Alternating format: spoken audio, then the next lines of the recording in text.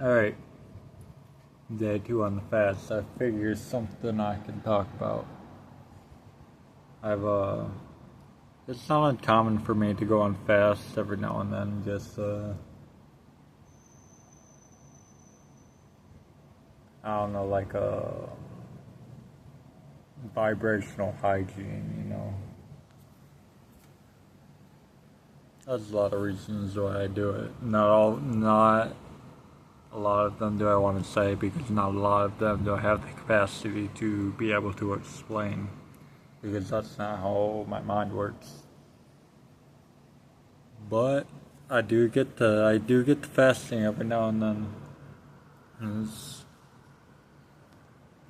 that one time I went to 40, that was the only time I've ever gone that high. The rest of the times, the highest I ever got was I went 8 days, and that was one fast before my 40 day. So right now I'm on day two, and I want to talk about so I was on the phone with my friend Jonathan not too long ago, and I was telling him about the fast I was doing, about this being day 2, and I was just expressing a little bit concern because last time it didn't go so well. But there's a reason it didn't go so well. See, it was a 3-day fast, and I chose to end it at Subway. And I got a big ass BLT, extra vegetables, extra bacon, put extra mayonnaise on there. Like, where's the sandwich? I want mayonnaise. I like mayonnaise. So not only that, which I don't know. I'm like, now that I'm thinking back to it, the way you want to break a fast is not with a lot of food. You wanna break the fast gently. But that's not what I did because I ate a big sub from Subway. Not only that, but I had a Celsius. And there's got quite a bit of caffeine in there.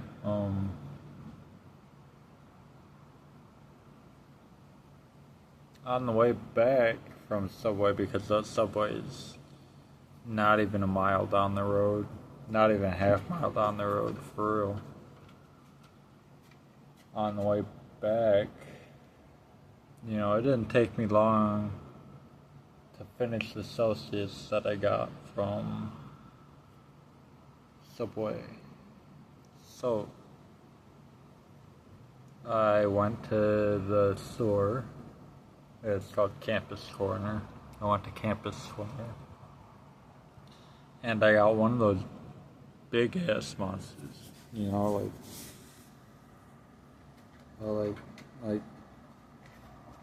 Like that big. The monsters like that. You guys know what I'm saying.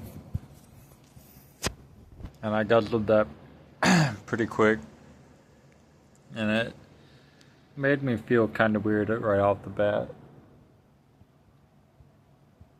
I continued home. On the trip home, I could tell quite easily that perhaps I just OD'd on caffeine, and now my heart is doing really weird things, and it was painful. I remember watching YouTube. I was watching something, and I just felt my heart stop.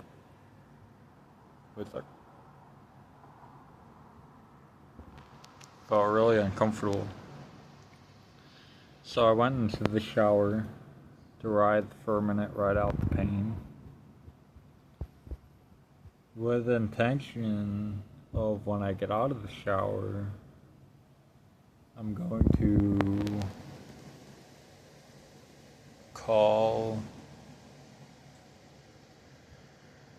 call the hospital and tell them what I had done. It was like at the time it was like over 3.5 years ago.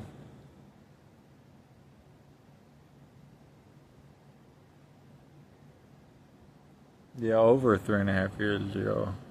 But I told them about that 40-day fast I went on because I remember after I had got done with the 40-day fast and I had told my mom what I had done. And I told her about the turpentine. She was borderline inconsolable. She was having a pretty rough time. And the way I could get her to, relax and not be panicked was tell her that if anything with my body for any reason at all begins to feel weird, I'll tell the hospital what I've done. That made her feel better. So,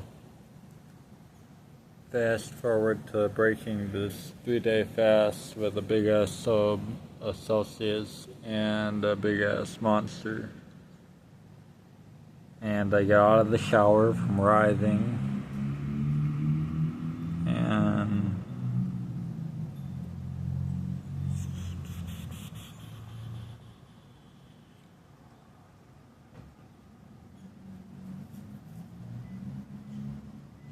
I call the hospital. The ambulance comes to my house, and they get me to the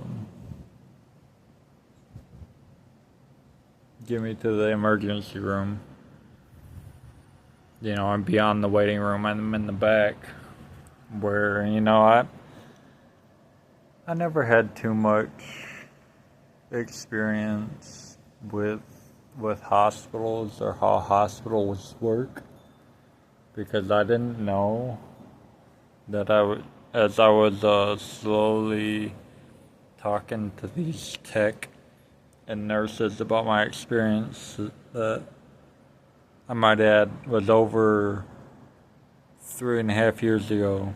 I didn't know that they were all slowly writing a petition to put me in the psych ward because they thought I was trying to kill myself because I was drinking turpentine in my stories.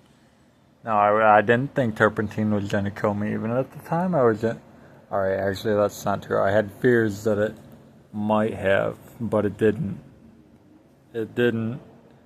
And that's a whole story in itself. That's a different story that I'm not talking about right now. What I'm talking about right now is my fast that went ARI, my 3-day fast that went ARI because I broke it the wrong way and I ate too much caffeine. I had too much caffeine. And what can I say about the psych ward? I didn't like it in there very much. I mean, the people were cool, the patients were cool, some of the patients were cool. They were about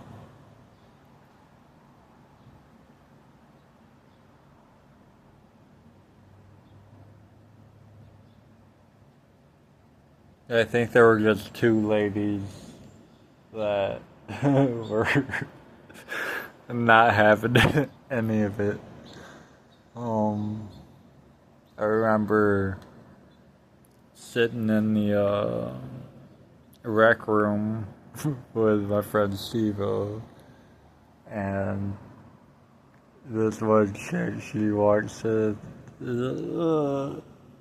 Alright, so there's the bathroom. She puts her used pad in the bath in the in the trash can in the whole rec room because it smelled like rotten beaver. Ew. Terrible. That was a pretty bad one.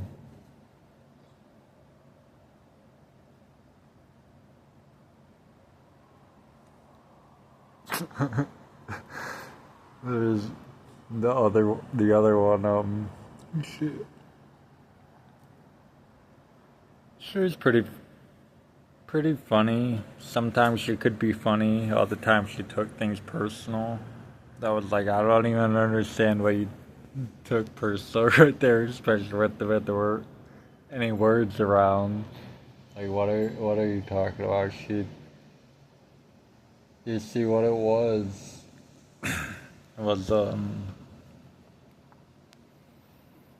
like she'd hear these stories in her head. She'd make these stories up in her head, and she'd tie them with reality. Like that's how they're going.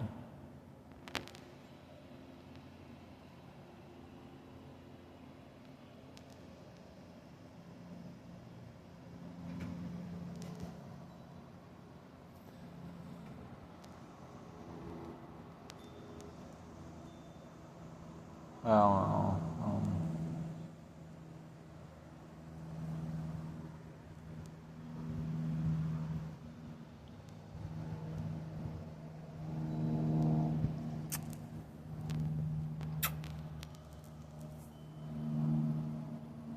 So pretty is a dog.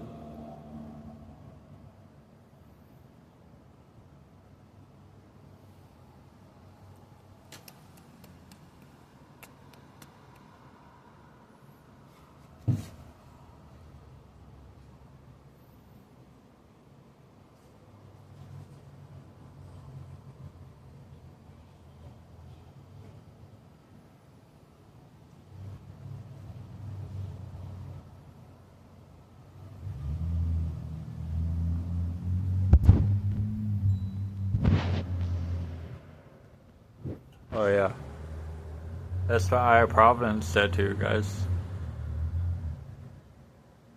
And I got my collarbone tattoo. Says Memento Mori, Memento Vivere. I think I showed you that one. And this one I got for free from was an apprentice. She was just practicing. She was like, "Let me put this psilocybin on you. I'm practicing. I'll do it for free." It's like, all right. You can see some of the spots where it's maybe not so good. But I like that too, nonetheless. Then I got Zion. Then those numbers next to are 369 because this place is a place of frequencies and wavelengths and other things. I didn't take care of it like I should have while it was healing, so it's a little bit faded. I gotta get it redone. Then on the other hand, I got God 365 because God 365 days of the week. I am you and you are me and we are the same 365 days of the week. That's real shit.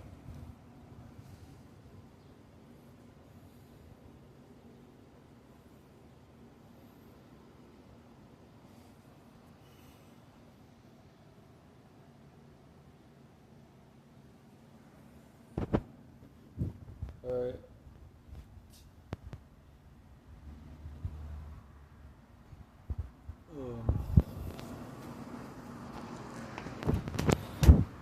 That's all I had for story time.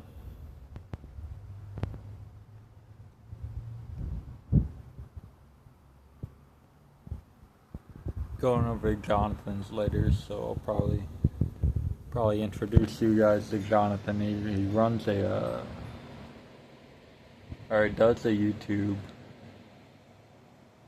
with someone. We'll get all that information going for you guys later tonight. Okay, bye.